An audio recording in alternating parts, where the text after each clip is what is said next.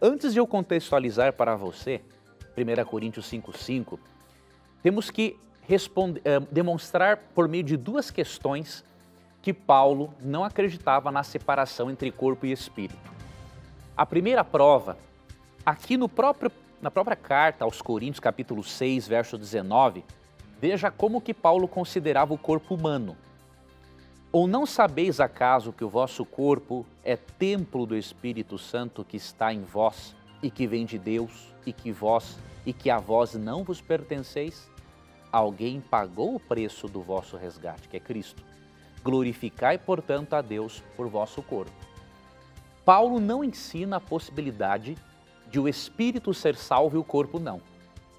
Enquanto que na filosofia grega o corpo é inferior e o espírito, a alma, é algo superior, a Bíblia não ensina isso. Paulo diz que o corpo, longe de ser a prisão da alma, como ensinava Platão, filósofo grego, o corpo é o templo do Espírito Santo. Então Paulo não vê uma salvação fora do corpo, porque o corpo é o templo do Espírito. Esse é o primeiro ponto. Segunda prova de que Paulo não faz separação entre corpo, alma, ou corpo, alma e espírito, encontramos em 2 Timóteo 4,8. Ali Paulo fala que a coroa da justiça, ou seja, a vida eterna, a recompensa, está reservada para ele na volta de Jesus. Então ele tinha certeza de que apenas quando ele fosse ressuscitado ou Cristo o encontrasse vivo, ele receberia a recompensa. Então a Bíblia não ensina, primeiramente, que o corpo é inferior ao espírito, à alma, e em segundo ponto, Paulo não crê numa salvação fora do corpo, e nem antes da segunda vinda de Cristo, porque 2 Timóteo 4,8 diz que ele esperava a coroa da justiça que Deus daria para ele na segunda vinda.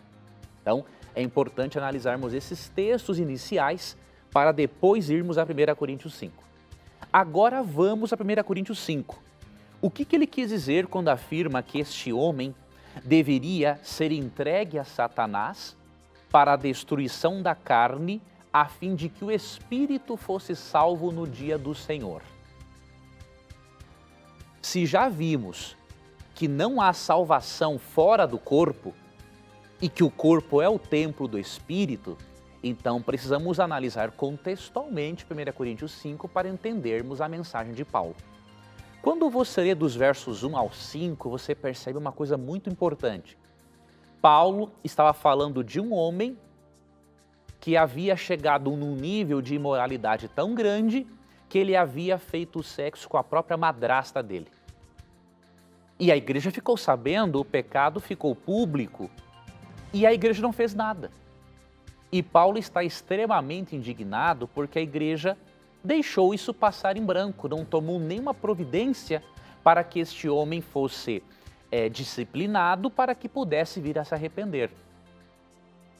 E aí, nesse contexto, Paulo diz para expulsarem este homem da comunhão da igreja, ou seja, excluí-lo, discipliná-lo, para que ele sinta uma necessidade de arrependimento. Ser entregue a Satanás significa isso, exclusão da igreja. Você vai para o verso 13 do capítulo 5, isso fica muito claro, ó. Os de fora, Deus os julgará. Tirai o mal do vosso meio. Ou seja, ele pediu, removam esse indivíduo. Já que ele teve relações sexuais com a própria mulher do pai dele, então removam esse indivíduo do meio de vocês. Quando a pessoa é removida do rol de membros da igreja, obviamente, justamente falando, ela está automaticamente no reino de Satanás, porque existem só dois reinos, o reino de Deus e o reino do diabo. Então, quando ele fala entregar o homem a Satanás, é excluí-lo da igreja, não é? Porque automaticamente esse homem pertenceria ao reino de Satanás, porque não estaria mais ligado ao reino de Deus. Agora, essa disciplina tinha um propósito redentivo, de salvação.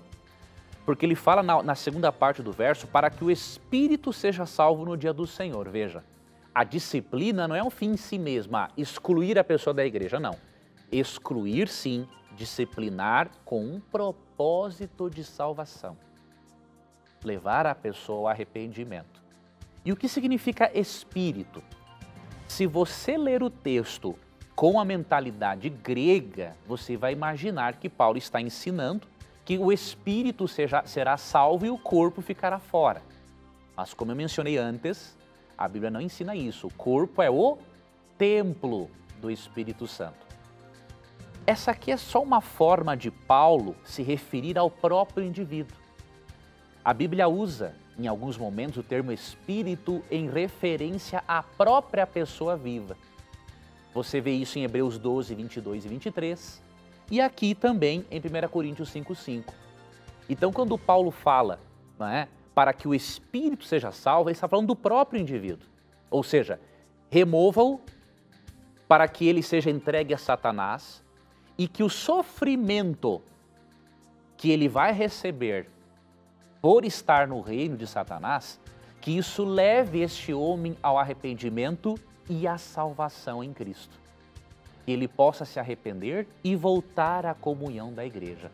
Então, o Espírito salvo é uma referência a todo o indivíduo. Não é algo imaterial que sai fora do corpo, porque como nós vimos, 1 Coríntios 6,19, o corpo é o templo do Espírito Santo, não há salvação fora do corpo. Então, é uma forma bíblica de descrever o próprio indivíduo. Tá? Então, nós precisamos ler os textos bíblicos quando falam em Espírito da perspectiva bíblica. Se você ler com os olhos da filosofia grega, aí você vai agregar, diríamos assim, um ensinamento que não existe na palavra de Deus. E eu finalizo deixando para você um outro texto bíblico muito importante, para você ler depois. 1 Coríntios 15. Você percebe que a ressurreição envolve a transformação do corpo, ou seja, Deus não levará para o céu uma alma penada ou um espírito desencarnado. Ele levará para o céu um corpo glorificado. Então a visão bíblica de salvação é muito diferente da visão grega, que infelizmente tem entrado em muitas igrejas cristãs. Né? Se você gostou desse vídeo, entre aqui no endereço do Na Mira da Verdade e inscreva-se no canal. Vai ser uma satisfação saber que você está acompanhando não apenas o meu canal, mas também o canal do Na Mira da Verdade, tá bom? Um grande abraço.